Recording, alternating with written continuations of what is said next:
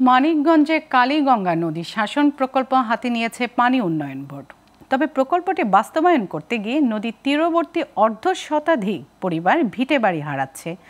অনেকে একমাত্র সম্বল ভিটেবাড়ি হারিয়ে নিঃস্ব। ভুক্তভোগীদের রেকর্ডকৃত সম্পত্তি নেওয়া হলেও বিনিময়ে পাচ্ছে না কোনো ক্ষতিপূরণ। সরকারের কাছে উপযুক্ত ক্ষতিপূরণ দাবি করছে ক্ষতিগ্রস্ত পরিবারগুলো। এদিকে প্রশাসনের কর্মকর্তারা বলছেন এই প্রকল্পে ক্ষতিগ্রস্তদের ক্ষতিপূরণ দেওয়ার কোনো ব্যবস্থাই নেই। মানিকগঞ্জ থেকে সুজন মোল্লার পাঠানো তথ্য ও চিত্রে ডেস্ক রিপোর্ট। নদী ভাঙন রোধে 17টি প্যাকেজের মাধ্যমে কালীগঙ্গা নদী শাসন প্রকল্প বাস্তবায়নের উদ্যোগ নিয়েছে পানি উন্নয়ন বোর্ড।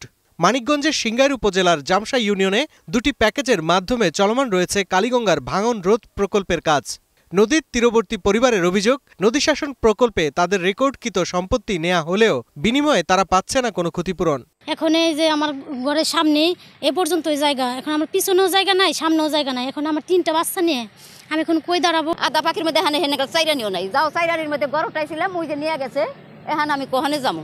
স্থানীয়দের অভিযোগ, রেকর্ডকৃত ভূমির বসতবাড়ি ভেঙে নদী শাসন প্রকল্পের কাজ চলমান থাকলেও মানা হয়নি ভূমি অধিগ্রহণ আইন, যে কারণে বাড়িঘর হারিয়ে মানবেতর জীবনযাপন করছে অর্ধশতাধিক পরিবার। সরকারের কাছে উপযুক্ত ক্ষতিপূরণের দাবিও তাদের। হ্যাঁ, আমি চাইছি যে আমার এর 1 ডিসমিল জায়গার দাম আছে 30,000 টাকা।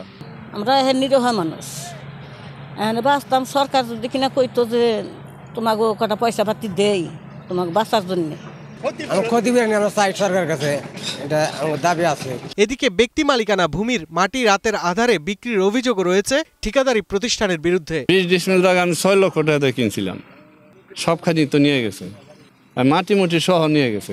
আমার জায়গায় মাটি ফালাই বের করছি, তার না ফালাই তারা বিকৃত বইরে এই জায়গায় আনছে, ওকে আমাকে যা লাগবে আমরা হেডি নিমু।